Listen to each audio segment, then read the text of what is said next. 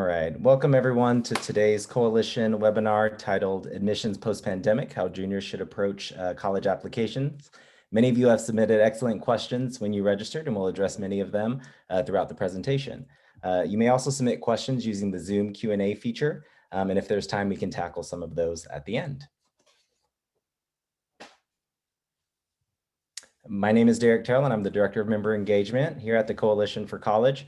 For those of you who are not familiar with the Coalition, we're more than 150 colleges and universities with a proven commitment to access, affordability, and success. Together, we provide a set of tools called My Coalition to help students learn about, prepare for, and apply to college. So Coalition schools demonstrate their commitment by providing responsible financial aid and graduating students in a timely manner, including those who have been historically underrepresented in higher education.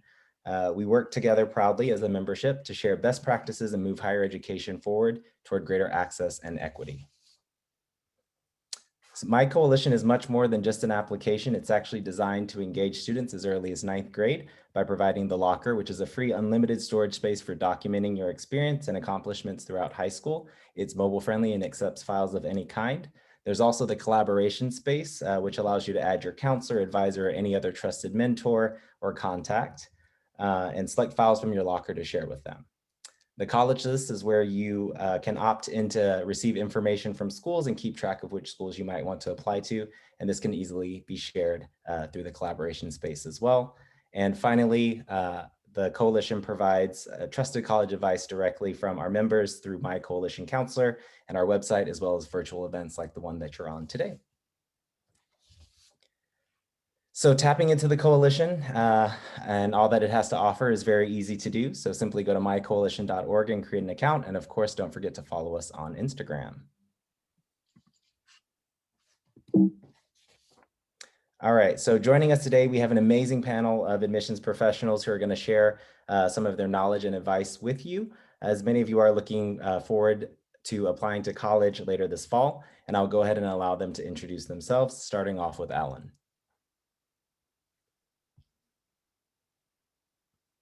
Good evening, everyone. Hope you are well. And for those of you who are in areas where there is snow, hopefully you are safe. My name is Alan Painter, Director of Admissions at Hobart and William Smith Colleges here in Geneva, New York.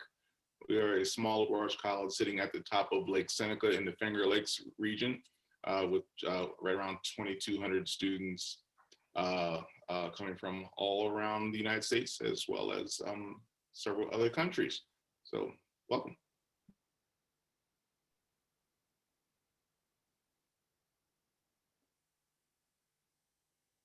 Hi, everyone. My name is Crystal Russell. I'm the Director of Undergraduate Admission at Case Western Reserve University.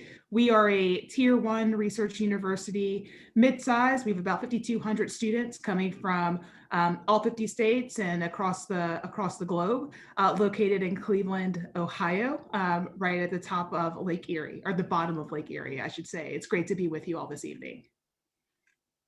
And hello, I'm Don Bishop. I'm the head of admission financial aid at the University of Notre Dame. We're a national research university. Also, we are a leading Catholic university. We try to balance both the academics and the development of our students above and beyond academics. And we're both national and global, and we look forward to talking to you tonight and hopefully answering your questions. And good evening, good morning, wherever you may be joining us from today. My name is Matt Lopez. I'm the Associate Vice President of Enrollment Services and Executive Director of Admission Services at Arizona State University. I'll be your public school representative today. Arizona State University is home to a little more than 120,000 students, of which about 73,000 are what we refer to as campus immersion students, or students who attend one of our campuses in person. Four of our campuses are located in the Phoenix metropolitan area of Arizona, which happens to be the 5th largest city in the United States. Our Tier 1 research institution. Great to be here. Happy to chat with you. All right, thank you very much, you all. So as I mentioned before, we received a large number of questions from students, families, and counselors when they registered for this event. So it's clear there are some very similar questions and concerns around these topics that you see on the screen here. So our presenters here are going to help us answer some of these or as many as possible over the next 45 to 50 minutes. So we'll go ahead and jump right in. All right, so the first question that we have is around grades and academics. So Don, if a student's academic performance has dipped or suffered during the pandemic, how should they go about addressing that in their application? Right, and I think that you do want to understand the colleges still academic performance is the most important single factor. We look at many factors, but your performance is very important. And we often say that your most recent performance is going to be weighted a little bit more heavily. So if you've had that dip, but you can identify why that dip has happened, if it's a lack of technology, that you haven't been able to use the technology either from your household or from your school, just explain as best as you can the unique circumstances and refer back to prior to whatever that problem was, what your performance then was, so that try to get the best consideration for when you were doing your best work and try to get them focused on that. Awesome. So another question that was submitted was, how are your schools evaluating a student's transcript? And has the way you value grades changed since many students are learning virtually? Right. Well, I would say that we've noticed already that the grades seem to not be down from what they were last year. So I'm not sure we're seeing as a group of colleges a downshift in performance. Actually, some students are saying they have more time to study and work because there are fewer distractions. So, you know, what I will tell you though is that we look at everything within the context of the environment you're in, the context of the year you're applying. So our view of your grades, your test scores, you're not being compared with previous applicant pools. You're only being compared with this year with people that are going through the same things you are. So I think you should be more comfortable with just sharing with the colleges what your results are. If you've been given grades that are not numerical grades, but just pass or not, just make sure your high school is explaining to the college what that is about. I think if I could add just a little bit to that as well. First off, I should say, take a breath. You know, there's been a lot thrown at everyone in the last 12 months. And I think many of the same challenges that you face, I've faced. I've had to figure out how to assess your application next year. I've had to figure out how we would recruit, how we do all of that. And so we're going to come to the review process, understanding, you know, all of those challenges. I think the most important thing is do your best, take a breath, but do your best. Come in with a game plan. You're juniors now, most of you. I'm assuming there might be a few seniors in there. So you're all already ahead of the game. Come in with a game plan, work with your school to find the best way to describe the circumstances that your school went through and some of the educational opportunities to you. But I think the most important thing is, and part of the reason why we're all here right now, is there's humans behind the review. And we've been through many of the same things. We've got kids going through the same things. We have a deep understanding of all of that. And we certainly will give you that consideration as you come across our desk. Awesome. Thank you so much. And I do want to highlight for all of those who use the Coalition platform, in My Coalition, there is a section there that actually allows you to use based on check marks to talk about some of the ways that your academics or your schooling has been affected. So make sure you check that section out in the My Coalition profile, and you can also add an additional written response as well. So I'm going to go ahead and move on to the next question. So if a student's district went pass fail, while a neighboring district or somewhere really close by decided to give grades, how should or how do you all look at those students, and should the students or parents who did not receive grades be concerned? I'll go ahead and Is throw that this, over to Crystal. is this Yeah. for anyone?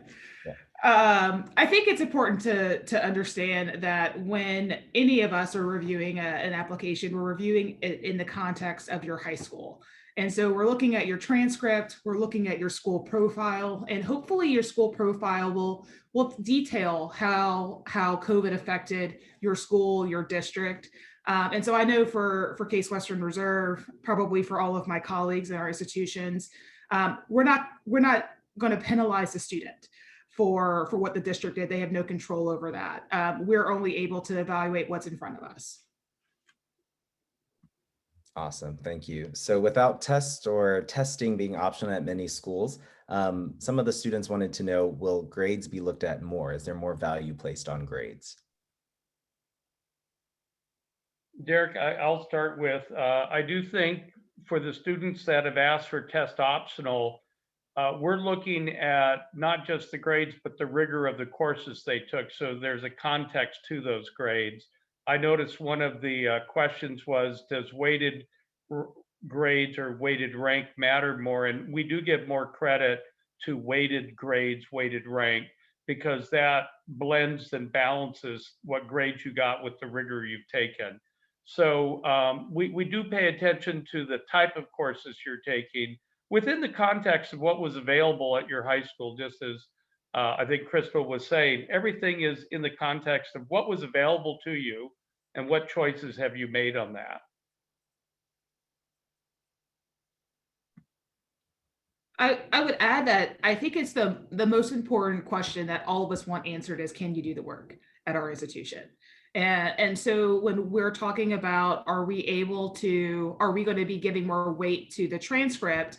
If that is the only thing that is available to us, we're certainly going to be looking at your transcript, answering the question, are you able to do the work and be successful at our respective institutions?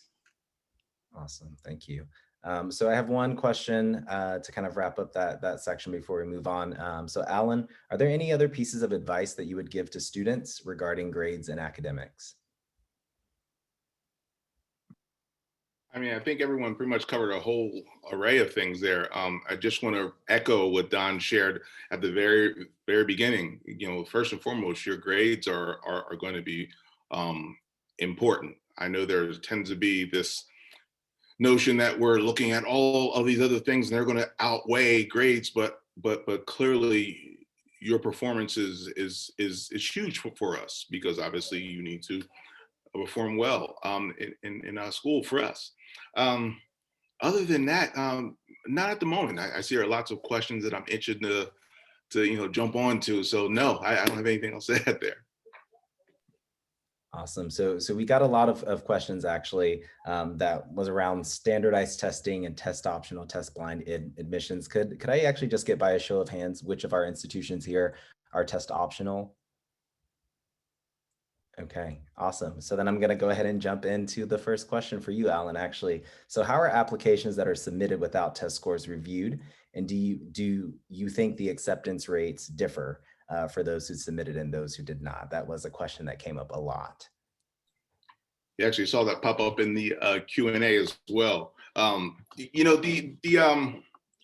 For us, it's real important to know, and I'll actually throw this out there, and I'm not sure what the other schools that are here. Up until COVID, students should know that up until COVID, there were a little more than 1,000 schools that were already test optional.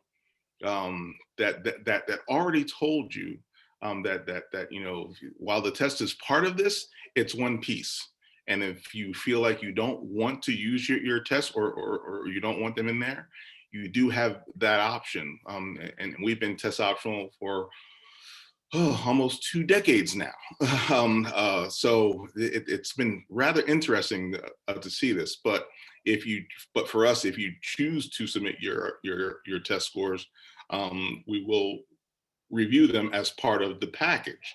You also have here what's called HWS choice, whereas if you put them in, and I feel, because I think you've also heard here, a very real person is on the other side of this looking at your application. You do have that option where if I feel like it's going to hurt you, then I personally am going to make that choice not to use them, because I'm so concerned with how you've done out in the classroom and the courses that you've taken. You've heard Don talk about rigor, and you've heard a lot of other things that are very important to us too. So know that, and then quite frankly, I'll be honest, there are some students that, maybe the test helped them.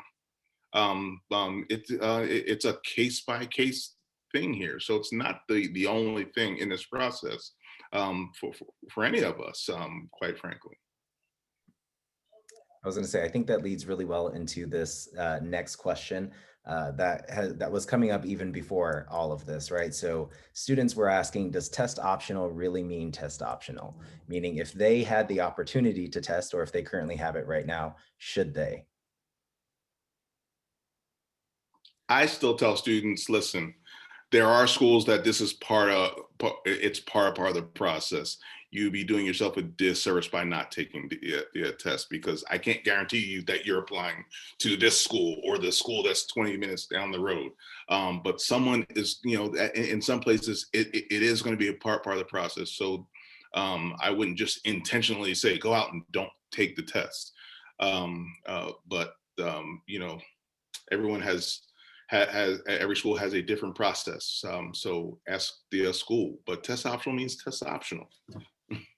I think if I'll add a little bit to that, we've only been here for 19 minutes, but one of the themes that I hope you'll take away from this, whether it be from the academic rigor grades, is we're looking for students that are taking advantage of the opportunities to them.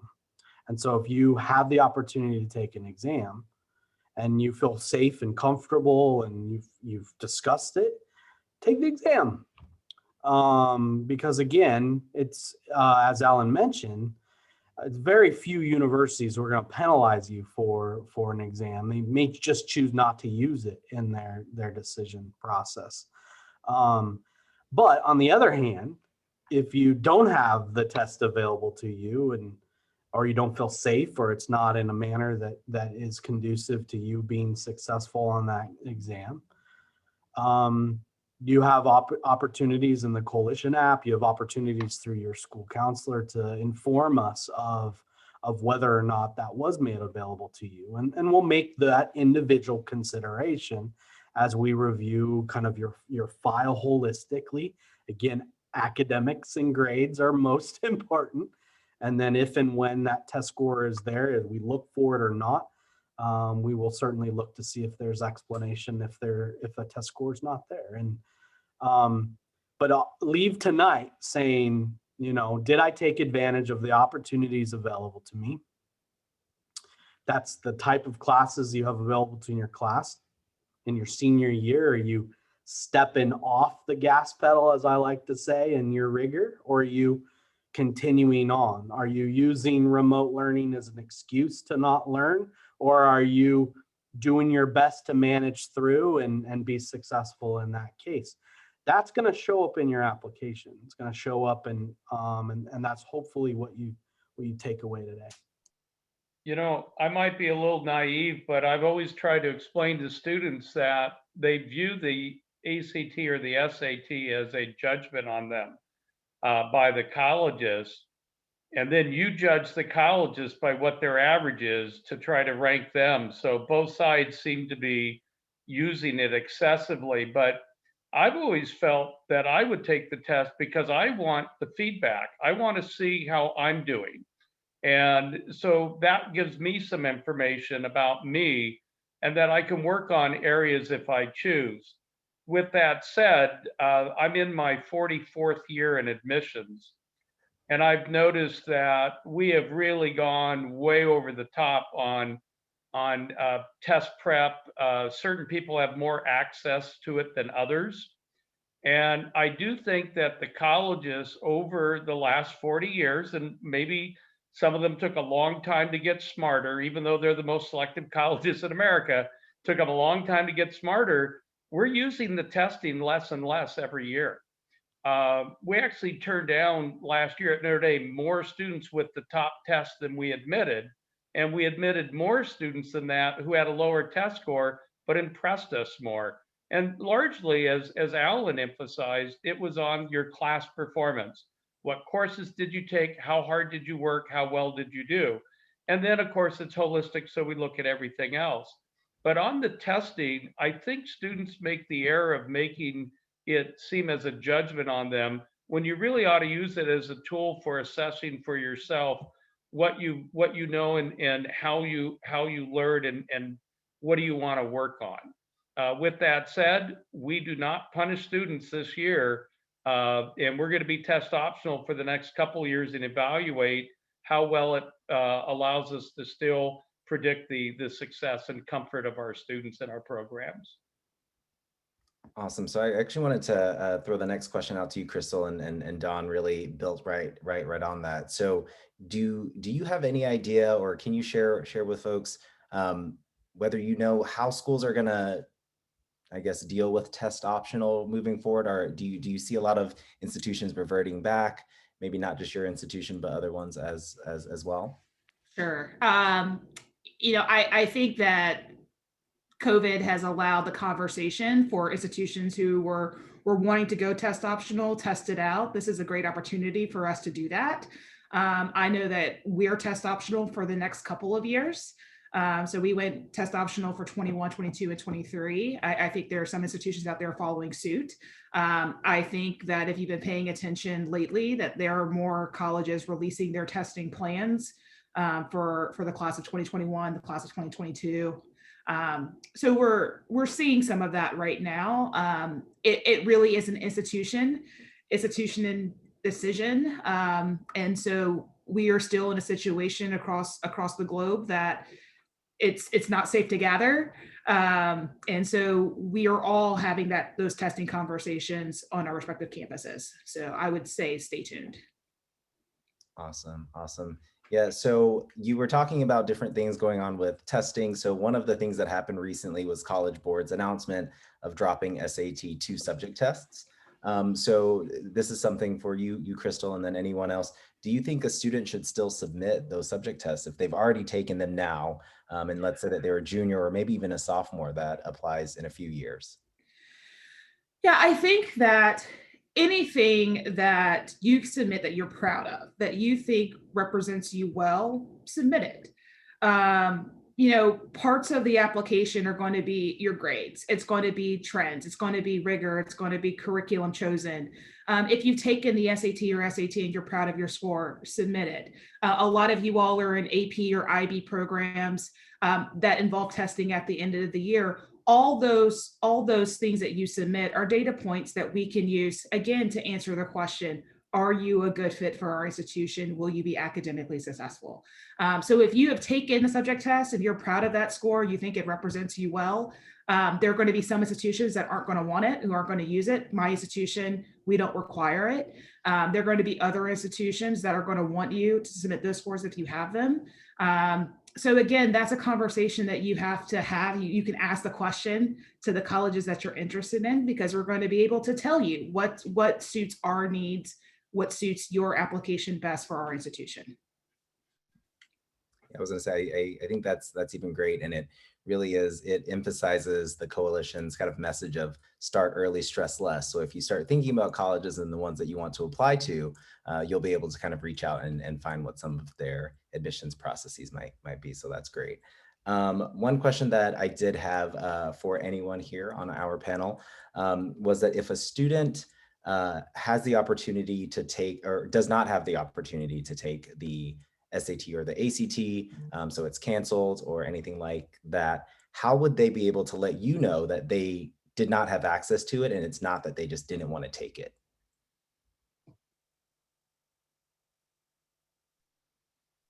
I would say that we get a lot of emails from our applicants, and we post everything we get electronically into their files. All they need to do is tell us that. Just say, I had a student out of San Francisco who 5 times the program was canceled at the location she was scheduled to go. And she offered to go even further distance, and we just said no. You've made your best effort.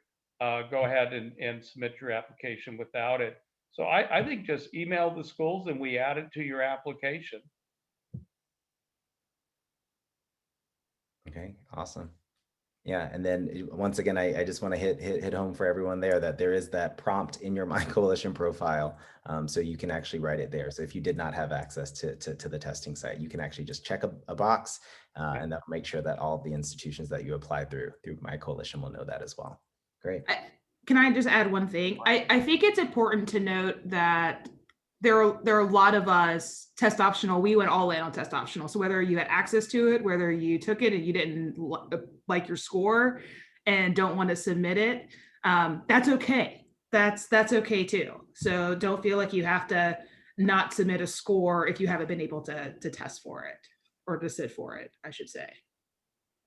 Awesome. Do you all have any last words of wisdom for students who are thinking how they should possibly approach testing during this fall? Well, I think just what Crystal said, we really don't know whether you have the opportunity to take it or not. So certainly this year, we're making no judgments on you if you don't submit testing.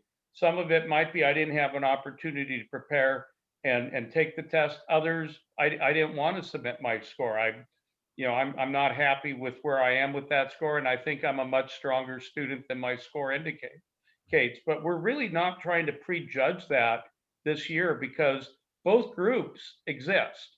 In a normal year that's non-COVID, we would assume the student had the opportunities to take the test, but opted to feature other parts of their application.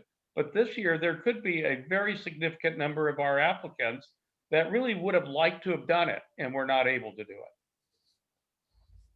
Awesome, thank you. So another area that we got a lot of questions about were things about activities and leadership. So all of us know that holistic admissions is kind of looking at all of the different pieces that an applicant submits and being able to make an admissions decision based on that. So a lot of students were wondering, in the absence of activities, being able to participate in things, how are you going to look at them or judge their interest in their major or their interest in your school? Well, this was a topic even before COVID, right? Should I have a long list? I mean, the reality is, again, we've already laid multiple times, and I won't reiterate, but we've already laid out what's most important to us. And then we want to fill in kind of who you are, right? So when I'm reviewing a file, especially when it comes to activities and leadership, I want you to be able to present to me what's important to you, what you've invested time in. I want you to tell me what you maybe haven't been able to invest time in because COVID has interrupted that, and why it's important to you that you are involved in that activity. I think we want, it's not about the length of the list. It never has been, even before COVID. It's about that connection, understanding what's important to you. It's about, maybe grit, maybe, wow, has the student invested enough time that now they are, taking upon a leadership role in whatever organization it may be. Or again, it's just another way for us to get to know who you are as we try to, fill in the class of, a very dynamic, very represented and diverse pool. It's just more another data point, I think Crystal said, that helps us get to know you a little bit more. And so again, my activities have been interrupted. I'm sure all the panelists here are looking for the next opportunity to go to the gym again, or whatever it may be that's really important to us. And so we get that piece. What we want you to get to is help paint the picture of what's important to you and the depth that you were willing to put into it, even if disrupted. Yes, I was going to say you had mentioned something about the gym, so that kind of leads me to a question that was submitted about sports. So since a lot of sports and sporting events have been canceled, a lot of students were wondering if you're a student athlete and you want to participate in sports in college, how can they still show an interest in that sport, or how will they be able to be recruited in the admissions process? You know, this is funny that this came up. I had a little conversation with some friends back where I used to live, and everyone was saying how their sons were being recruited, and now because of COVID, the colleges are not recruiting, and I and I was like, well, that's a shame that you think that, Mama, because that could not be further from the truth. I'm like, unfortunately, we still have to work, and that includes coaches too. They are still recruiting. They are not inviting you to campus, and they're not bringing you to the football game because obviously they can't have anyone on the sideline. I'm like, but the recruiting never stopped, and I think people misinterpreted that as the colleges stopped recruiting. And the second thing is, quite frankly, whether you're Division 1, 2, 3, NAIA, JUCO, college coaches still have a list that they have been generating for quite some time on athletes. So if you're someone that they were looking for, they'll find you. Trust me. These are some of them are very good at what they do. Some of them are paid a nice salary to do what they do. They will find you. But that being said, we know that you're using Huddle. We know that you're using Twitter and all of these things. Continue to use those things to put yourself out there, and be noticed by coaches. I say this as a father who just went through this for the last time, with all three of my kids going through the recruiting process. And boy, I spent a lot of money on flights and traveling around. I would have loved just being able to just put it on Twitter and see what happened. But certainly, just keep doing the things that you can do with what you have available to you. They will find you. Again, there are some great people out there who know how to find you and know how to get what they're looking for their teams. And I think you're right that all levels, whether you're Division 3 or NAIA or top level Division 1, you really do need for your coaches to talk to the coaches at the university or college. Coaches really don't want to talk usually to parents because parents tend to think their student is the all-time best at everything. So it's really more effective for your coach to reach out, and also do put your materials out on all of the now sites that are available. But really, we expect the coaches, and boy, do the coaches, I wish I could get my admission staff to work like the coaches do every year. But I will say that we do have a role, and our role is once the coach is all enthusiastic about you, we're the ones that judge, is this a good match, your academics, with all the time you're going to put in your sport? And we may say no to coaches who want us to say yes, but generally we do not bring athletes to coaches. Coaches bring students to us, and then we evaluate them for the academic, and we make the final decision on admission, but we expect the coaches to make the assessment of you and your talents to tell us whether they want to identify your talent as being at the level of whatever university you're trying to enroll to. I do have a couple of things to add. I have been on three sides of this question. I've been a collegiate athlete, both Division 1, Division 3. I also was a college counselor. I am the athletic liaison for two different institutions, particularly Division 3. And I want to talk a little bit about that. What Alan and Don said, 100% correct. But I also think it's important that your job as a student athlete is to make sure that you have the best transcript possible. It's also, you have to be your own self-advocate. You need to utilize the resources that you have and be creative. Like, you haven't stopped training, you haven't stopped running, you haven't stopped hitting, or whatever your sport may be. But you need to reach out to schools and fill out their athletic questionnaires and follow it up with your material so coaches can see you, because there are a lot of them are not able to travel and to see your games and go to AAU tournaments or whatever the case may be, whole clinics. So you have to utilize the resources that you have. And so those are going to be your coach, huddle, reaching out, crafting a letter, letting coaches know how they can see you play, if that's something that is important to you.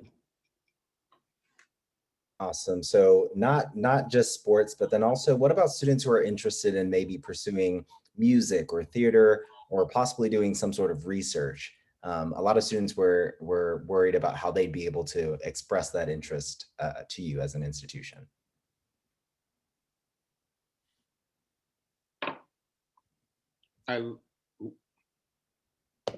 As I have been reading applications, we're a tier 1 research university. And so I will talk a bit about that first. I've been really impressed with students' initiative and their resilience and them putting themselves out there, as a lot of the things that they had planned, especially for the seniors, they had things lined up already that were canceled. And instead of just saying, woe is me, a lot of them knocked on a ton of doors.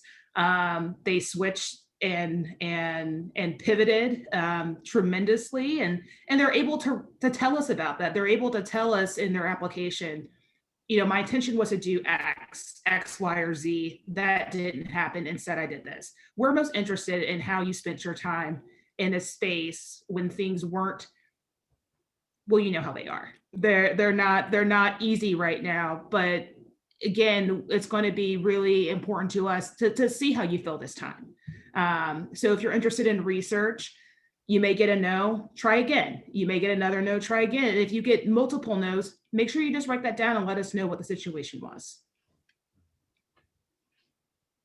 I don't know if anybody else had anything to add. Okay, awesome. Then I'll go ahead with the next question, which might be able to tie in there anyway. So a lot of students were thinking about leadership opportunities and the lack thereof due to the pandemic. So any advice on creative ways that they can, pursue leadership opportunities or stand out with their opportunity or with their activities in the submissions process?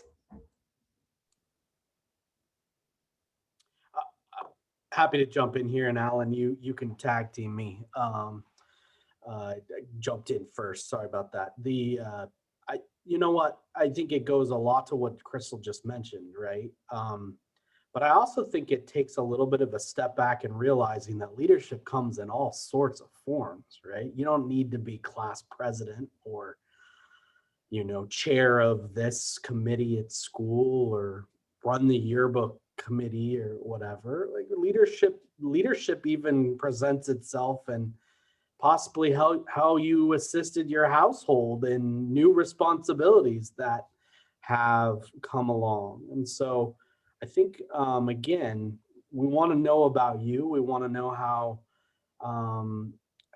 you were able to seek new opportunities. You were able to find success, and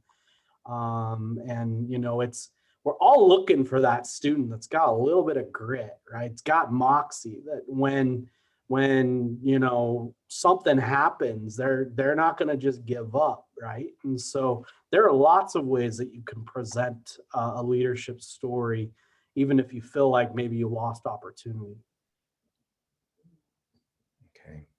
I definitely would echo that. I'd say the one thing that I saw recently that I thought was brilliant was there was a young man that I interviewed actually, who he didn't really hold like a president or secretary role in the club that he was in, but because they were shut down and the club was unwilling to do much, he found new ways for the club to continue to do something without being in person. I mean, so think of how you can help, how you can contribute to your group, whatever it is, so that you can continue to show your passion. Pair up with someone. Don't just kind of try to grab the limelight all by yourself. Take one of your teammates and say, okay, we want to pull together. Since we can't practice together, we're going to get some Billy Blanks videos and we're going to get ourselves going. I mean, that's you practicing leadership. I know I'm starting to date myself because I know there's someone else probably now with, it's not Billy Blanks, but you can do something. Figure out how you can continue the great work in some way. There's a lot of talk about leadership, and leadership's important, but I'll tell you, I was also head of corporate employments for a company for a while, and I've worked at graduate admissions as well as undergraduate. There's more value, I think, that we all place as employers and even colleges on overcoming adversity than just leadership. Part of leadership is ignoring the challenge in front of you, not ignoring it, but overcoming the challenges in front of you. Also, introverts might not be in high school leaders, but they're thought leaders. They don't do as much demonstrated activity, but when you talk to them, you see that they're thinking and they're trying to solve problems. So being a problem solver and identifying to the colleges maybe some of the problems you've seen at your high school or in your life and how you've dealt with them would be very impressive to the colleges. So that's a form of leadership too, is what have you overcome that got thrown in your way and you were able to push past it? That's a form of a leader that eventually will inspire others to follow you. And then also, I would just say that leadership sometimes is being a good teammate and not trying to dominate the team and lead them. Sometimes it's being a good follower. That's a form of leadership too. Don't always feel that you have to be the dominant person in a group, but tell the colleges how you made that group better. That's always our focus, is whatever you did, how did you make it better? And are you willing to keep working hard and push through things that are hard to make things better? Awesome. Thank you for that. So actually one question or one thing that Matt said was wanting to get to know who the student is. And one of the ways that a lot of colleges do that is through the letters of recommendation. So there were some questions from students about how can they go about getting a good letter of recommendation if they've actually never been able to meet their counselor in person. And then also for teacher recommendations, if they've never met their teacher in person, they've only met them virtually, can they use someone from their freshman year or their sophomore year, or maybe for next year, their senior year? I'll throw that out to Crystal. Yeah, I figured it was coming my way since I've been a college counselor. I think that after the past almost year, being able to see the work that counselors are doing, the access that students have in a lot of ways virtually to their counselor, you're going to, again, need to be a little creative. You're going to need to sign up for meetings. And I would start thinking about ways in which a counselor can get to know you. For example, having a list, having a resume of things that you've done in high school, having an idea of what your transcript looks like, or having questions before you meet with your counselor. Some of those things are going to make that initial conversation go better. Counselors want to write good letters, and time is short right now. I know a lot of folks are not in person right now, and so it's really hard for students to pop in and just say hello. They have to be more strategic about signing up and having those face-to-face conversations, which I think is better in some ways, because when you have that one-on-one time, that counselor is completely devoted to listening to the things that you have to say, but you have to make the most of that time. So doing a little prep work before, thinking about, again, what you've done in high school, sending that to your counselor, thinking about, some questions that you have before you go in, just to maximize the time that you have with them face to face or via Zoom or Google Meet or whatever the case may be. But they want to write good letters for you. And so just make sure that you are doing your part in reaching out to them and signing up to have those opportunities to correspond with them. Do you all think, or could you share what is the best time, or when should a junior, for example, reach out to a teacher to start writing their letters, or when should they reach out to their counselor? What's that timeline look like?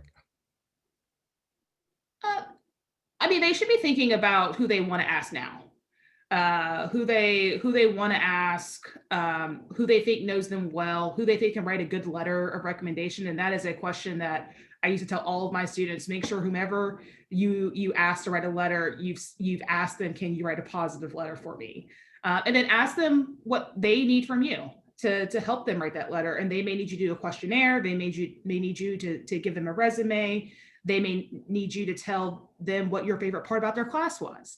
But make sure that you're doing your part, but thinking about who you want to ask, and definitely before the end of the semester, you want to ask those teachers to write on your behalf.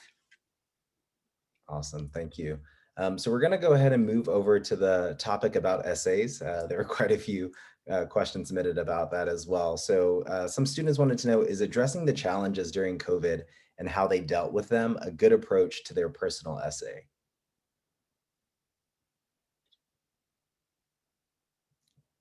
Well, I guess I'll start with saying I think a lot of the students want to tell that story, but I would not make that their primary essay, or else that's all we're going to be reading about everybody, and it will be very hard for us to feel like we've gotten to know you. We'll have gotten to know how you dealt with the one thing that everybody else is dealing with and how you feel about it.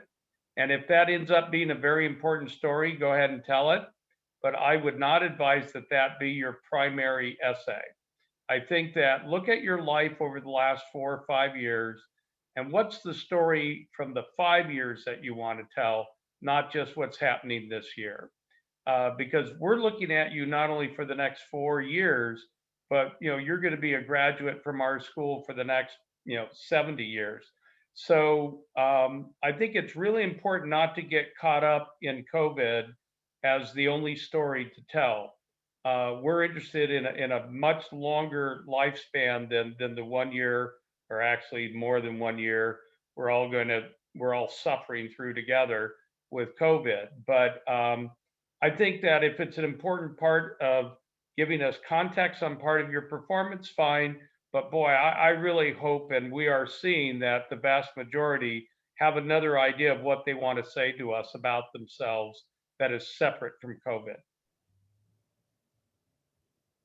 I think the other thing too is, if the most universities are going to give you a chance to address that, if it's something that we feel is important. And as Derek has reminded all of us, there's a special prompt in your Coalition app where you can address that. So again, the reason it's there is to provide you space to focus on what Dawn just mentioned about being able to tell your story. We're giving you the ability to tell us about COVID, but we're also creating space for you to focus on what we believe matters, and that's getting to know you as we've referred. All right, so last thing kind of about essays, Alan, can you just give a piece of advice that you have for students in general about approaching the college application or the college essay? Yeah, I think the notion or the thought here is that everyone is looking for a way to stand out. And the essay is obviously a way to do that. You could stand out by telling your story, whether it's you overcoming adversity or something pretty amazing about you. I know for me, I'd tell you how, I was once a cheerleader in middle school and I turned into a football player, and this is true actually. But I might go and tell her whatever it is. I'd say go for it. This is your story.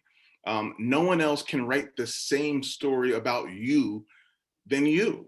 So tell it, have fun with it. Obviously you want to spell things correctly. You should. Not that Alan cares about it, but I'm not going to be the only one that's going to read the essay. So you should spell things correctly. Just tell your story. It's not like you haven't written an essay before. It's not like you haven't wrote a paper before. It's one more paper, it's one more essay. Do it, knock it out the park. And you know what? Sit back and drop your mic and say, yeah, I did that. If you can do that, if you can make me feel like you did that, then it's a good essay in my book because it's your story. It's so just have fun with it. Don't stress so much about it. Just do what you've been doing all this time, because chances are it's going to be a good essay. Awesome, thank you. So one question that has kind of come up, which I think is very important considering some of the financial stressors and things that have happened right now due to COVID. But with places being test optional as well and testing being tied to some merit scholarships, how are your institutions dealing with that? And how can a student let you all as a college know about some of the financial hardships that they may have experienced? I feel like that could be a whole nother topic. I feel like that could be a whole nother session. Um, you know, and I will speak specifically for Case Western Reserve, when we went all in when we went test optional, we went all in. So our merit is not tied to test scores. That being said, opens up a conversation about money and how to finance a college education. And I think that it's important for families to have this conversation early rather than later. And so everyone's on the same page of what's feasible and what's not. I think that it's important to know how money is allotted or allocated from institutions. So there's the FAFSA, there's a CSS profile, and then there are other scholarships, outside scholarships that students can apply for.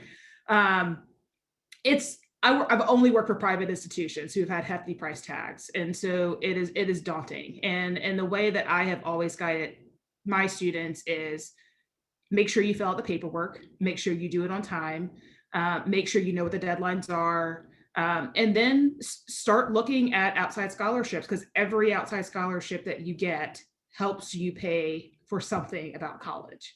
And so those are some of the pieces of advice that I have about financing and finding a financial fit for a college experience.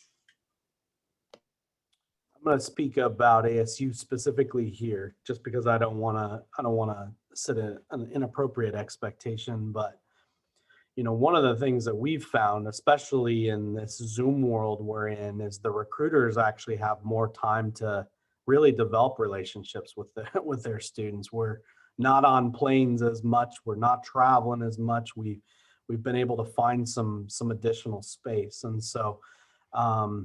One of the things that we made immediately available is all of our recruiters present their calendar on our website, and you can go in and book an appointment with them. And, we really encourage that as an opportunity prior to admission, as a junior, during the process, after the process, so that we can give you a realistic and accurate insight based on you. Right. And so I've had staff come to me and say, Matt, I'm having the time of my life. I really feel like I'm developing relationships. I'm not in and out of high schools in group meetings. I really love these one-on-ones. And so, look up the schools you're interested, see if that's an opportunity for you. And if it is, take full advantage of it. I would much rather you understand now as a junior what financial resources would be available to you, and find out about that information now than say March or April of your senior year, when we're really trying to get you to commit. Right. And so, I can't remember Derek's slogan for the coalition, but really having time to have some of these conversations, I think, is very valuable. Right before this session, I was on a Zoom session with some parents from California, really going over the math of their sophomore in high school. And, I think it was beneficial. And because I was not on a plane, I'm here in Zoom. We had a good 30-minute conversation where we were able to do that. And so take advantage of this opportunity to possibly have more connection chances. I also saw in the chat, there is a question about what year will we use the income? And, we're all prior year now, but because of the COVID year, we're getting thousands of our current undergraduates, maybe under 1,000, but we have about 8,800 undergrads, and probably about 800 to 900 have filed appeals for changed aid because of the circumstances of COVID. So don't worry about what year are the colleges going to use your family's income reports. You also get to update with anything that has disrupted your family's financials between whatever date that submitted report is and now. Just add that additional information and story. And all the colleges are hungry to enroll you who've admitted you. So they will do their best to try to offset any kind of unfairness that has happened to you and your family over the last, 12 months to 18 months. And we do that every year, but particularly we're doing it a lot more this year with a lot more students and families having a story to tell that makes sense to us. Awesome. So we only have a few more minutes left, but I did want to go back to what Matt said. So yes, definitely start early, stress less. And then what Crystal, you had actually mentioned. So for us in the admissions timeline, it really is thinking of being prepared early, right? And so the last question that I have for all of you, if you can just touch on, and I think Matt, you sort of said a little bit about how there were more meaningful relationships being created now. So how have you experienced some unexpected positive outcomes to the admissions process as a whole during this cycle that you might plan to permanently implement moving forward? Well, I think everybody's open to Zoom. Well, this is what we're doing right now. So I think that the admission officers in all future years, we will build more of these type of conversations rather than, as Matt said, taking the time to get on a plane and go somewhere.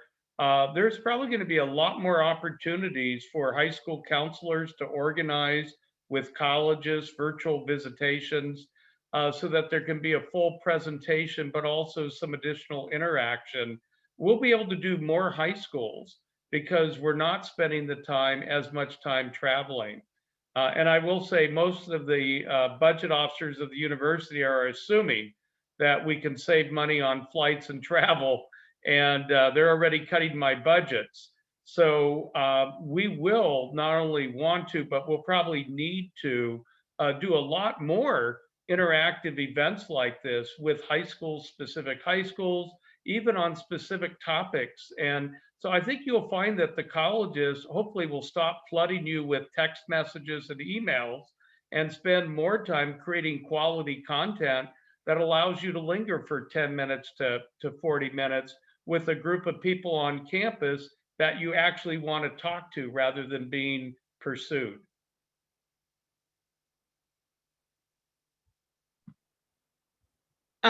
For me specifically, in a director in this role, I don't often get a lot of face-to-face time with students. And so due to the pandemic and our ability to offer interviews, I've been able to conduct a lot of those. I've been able to connect with students and counselors and do virtual sessions and learn about my university. Like Don was saying, the content that we have been putting out there for you as a prospective student is unparalleled. The ability for you to jump across the country and be able to do an information session or to sit in on a session about a specific academic discipline at my institution is pretty amazing. It's pretty awesome. And we are all thinking of creative ways in which to connect you to our university. So that's been a huge positive for me and Case Western Reserve. All right. And any last words of advice from any of you for our students and families? A couple things I'd like to throw out there. One, in terms of just to carry on about like just the opportunities with this new platform that we have here. And it really isn't new because you're actually getting a chance to see what a lot of the international students had to do for the last 20 years in terms of having Skype interviews and visits. So this is what a lot of them did. But this is also going to turn it back at you because what we saw this year were colleges scheduling visits and scheduling and going to the college fairs and a blank screen on the other side. remember that does reflect on you now. If you signed up to see Case Western Reserve and Crystal spent time jumping on a Zoom at 7 o'clock for the interview and you didn't show up, it's just as bad as you not showing up for the interview on campus. It's still the same. So now you have more opportunities when you sign up to go to a virtual high school visit. So just want to be mindful that you do that. Two, going back to the SATs, and I'm going to make it really personal. I can guarantee you, none of the 400 plus people in here have had a worse SAT score than me. And my mom said that I turned out just fine. Don't stress it. Don't stress any of this. Just be you. You've gotten this far, and you're going to go just a little bit further. Trust me, it's going to be okay. Just keep working. There's that drop the mic essay moment that Alan mentioned earlier there. So I'll be very brief in the fact that I'm a few years behind Dom, but this is my 23rd cycle. And probably this is one of the most creative and fun recruitment cycles I've ever had. So we're going to come next year excited to meet you, learn about you, hear about you, meet you, whether in person or virtually. And we hope you bring that same sort of enthusiasm and energy. Can't wait. All right. Well, thank you all so much for taking the time out to speak with our students, our families, and our counselors. And thank you to all of those who joined our webinar tonight as well. Just so you all know, we do have a lot of other events, just like Crystal mentioned. There could be a whole session on financial aid, and there actually is one about financing your college education on May 6th.